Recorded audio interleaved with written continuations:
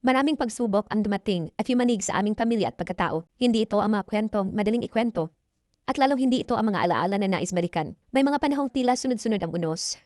Mga araw na puno ng tanong, pagod, at katahimik kang mas mabigat pa sa anumang ingay. Sa mga sandaling iyon, natutunan naming hindi lahat ng pinagdadaanan ay kailangang ipaliwanag sa mundo. May mga bahagi ng buhay na mas piniling manatili sa loob ng pamilya, hindi dahil sa pag-iwas, kundi dahil sa pangangailangang maghilom ng magkakasama. Dumating ang mga pagkakataong kinakailangan naming maging matatag, kahit hindi sigurado kung saan huhugot ng lakas.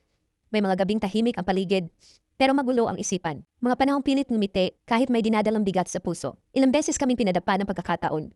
Mga plano hindi natupad, mga pangarap na pansamantalang kinakailangang isang tabi, at mga dasal na tila matagal bago nasagot.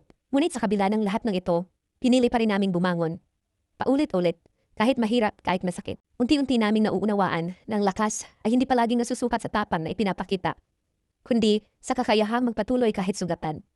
Nang tunay na tibay ay makikita sa mga pamilyang nananatiling magkakasama sa gitna ng unos, sa pag-unawa, sa pagpapatawad, at sa tahimik na pagdamay sa isa't isa. Ang bawat pagsubok ay nag-iiwan ng bakas, ngunit kasama nito ang mga aral na umuhubog sa amin upang maging mas mapagpasensya, mas mapagpakumbaba at mas mapagmalasakit.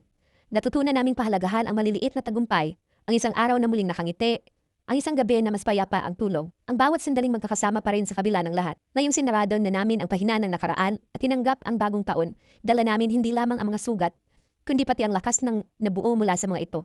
Hindi perpekto ang aming kwento, ngunit totoo at puno ng aral. Ang aming hiling ay hindi buhay na walang problema, kundi pusong handang humarap sa anumang darating. Sana sa taong ito, mas marami ang liwanag kaysa sa dilim.